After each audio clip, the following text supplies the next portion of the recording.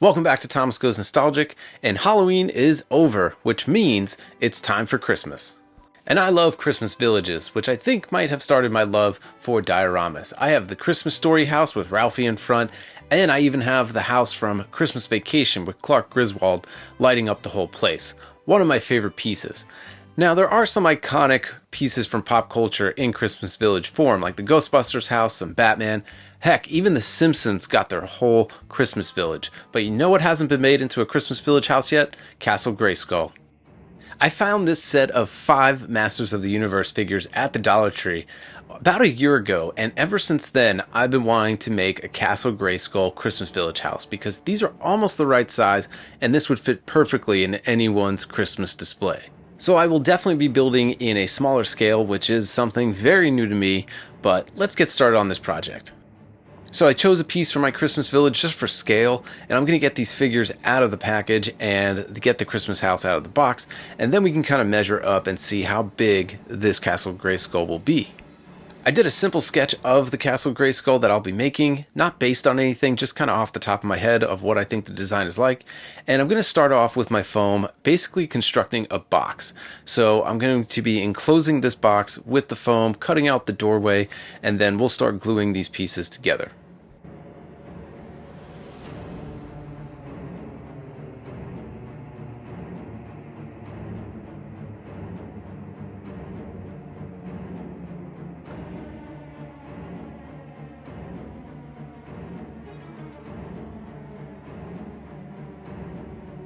Now I found this ball of styrofoam that was cut in half, and I'm just cutting out a little space where I will put a door for the roof, and this ball is going to serve as the crown for Castle Grayskull. So I'll start constructing on that, and there's some layers to it, so I'm just using pieces from that same ball just to cut and layer out the bottom of the crown.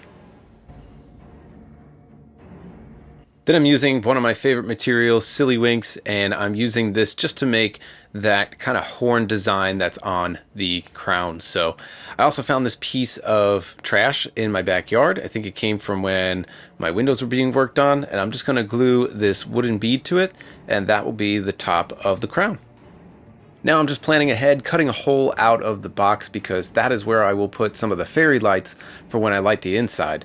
In the meantime, I'm taking some scrap pieces of foam and I'm cutting out 3 variations of tile, and this is going to be for my stonework that is going to line up the whole entire structure of the Castle Grayskull. So I'll cut up a bunch of these and then we'll start putting some texture on them.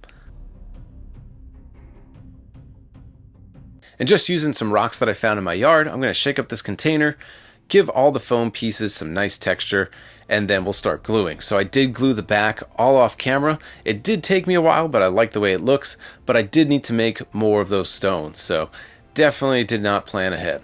And I'm just going to layer up some Mod Podge and lay each stone 1 brick at a time. This does take a long time, but based on what the back of the structure looks like, the results are great. So just got to be a little patient and finish off all these bricks, and then we'll continue.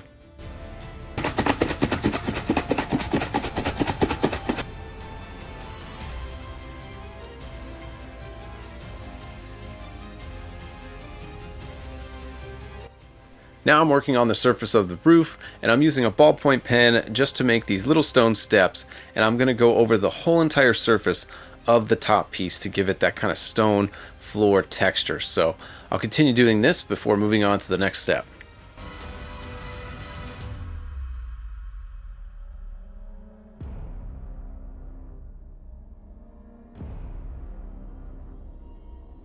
So now that the main structure of the castle is complete, now we're going to start working on some texturing. And of course I always use a ball of aluminum foil, but I'm going to try using something new, which is this texture modeling paste.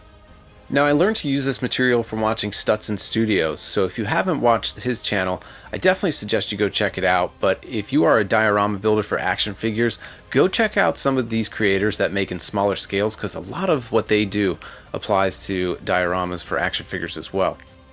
And this texture paste makes the structure very strong, and it's going to hold a lot of those details when we paint. So next I'm going to be working on the towers, which I'm using these tubes that are meant to be paintbrush holders. So I'm just cutting holes at the edges so that they fit onto the castle. And now that my towers are cut to the way I want them, I'm going to start working on the actual skull of the castle. I'm using my hot foam wire cutter table to cut out the shape, and I'm going to make sure that I sand all the edges, make it round. I'm even cutting it in half just in case I make a mistake and I have another piece.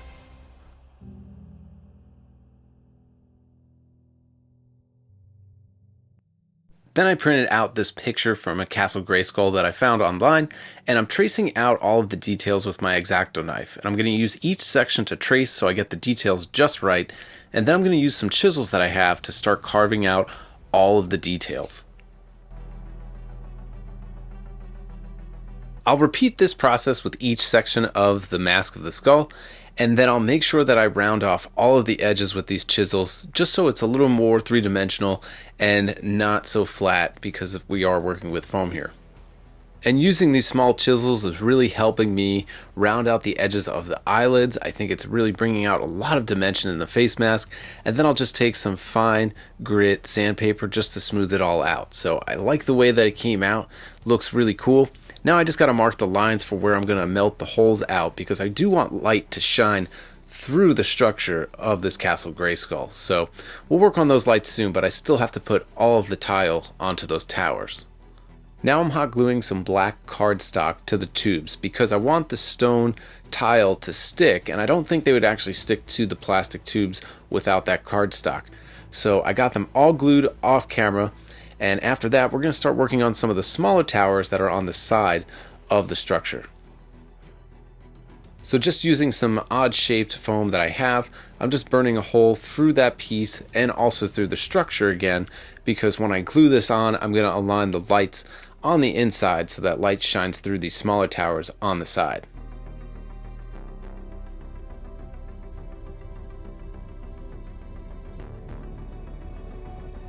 Now I wanted to melt these holes through right now before I put all the texture paste on, because once I put the texture paste on I won't be able to melt the holes through. So right now I'll work on covering the whole entire structure with the texture paste, and it'll make this castle nice and strong before we start doing any more work to it.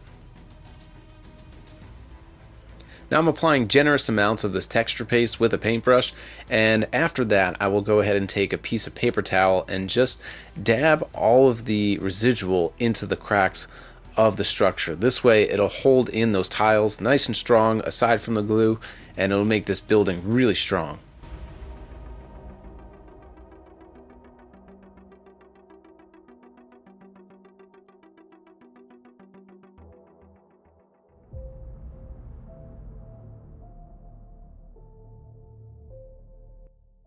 After letting this sit overnight, the building is nice and strong, so it's hard as a rock, and now we can start working on painting. I'm using black acrylic paint and Mod Podge just to give this whole entire structure a nice base coat before we can start adding some color to it.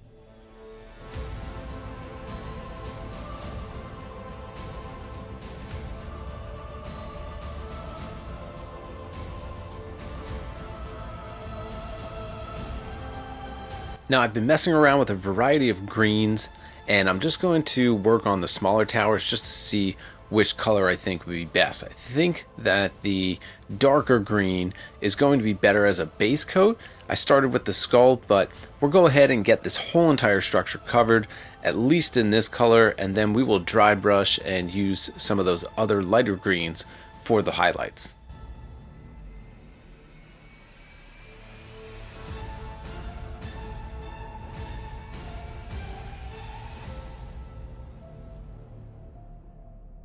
Now I'm working on the base piece. I glued 2 pieces of 1/2-inch foam together and I cut out a little slot for the battery pack of the fairy lights. And I'm going to start using my hot wire tool to give it a mountain surface, and then using some wall spackle to just fill in the cracks of those 2 pieces. Now I'm going to start adding some shingles to those smaller towers, and I'm using the rest of that cardstock, and I'm just using my X-Acto knife to cut out little slices to create that shingle-like effect. So I'll hot glue those on, and then we can glue them on top of the towers.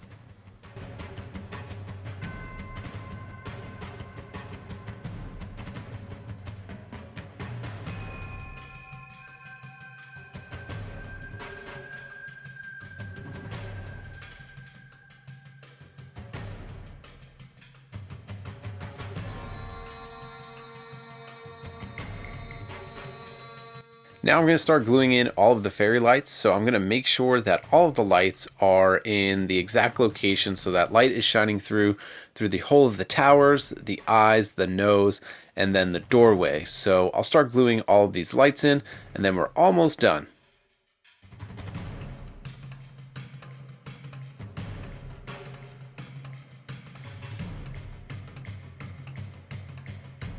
And I glued some sand to the base of the diorama, and I'm using watered down PVA glue and rubbing alcohol just to make sure that everything seals up nice and tight. And then we're going to start dry brushing the whole entire castle. So I'm going to give the stonework some darker grays and some whites, and then we're going to use those lighter greens to go over the whole entire castle.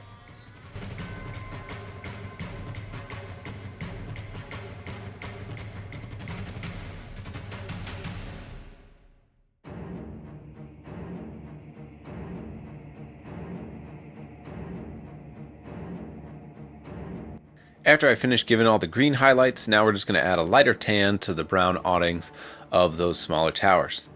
And the last detail that I need to make are these little wooden windowsills. So I'm just using my X-Acto knife to scratch some wood grain into them, and then we'll get those attached to the castle. And just double checking how the battery pack fits, you can see it is well hidden in the back. And I'm working on the last and final detail, which is the drawbridge. I found this roll of little chain link, I think it's for necklaces, and this is going to go underneath the door, and then I'm going to glue it to the insides. So folks, this is the last detail, like I said. After this, I'm going to show some glamour shots, but I hope you enjoyed this episode of Thomas Goes Nostalgic. If you did, be sure to like and subscribe, and then we'll catch you next time. Stick around to the end and see the full reveal.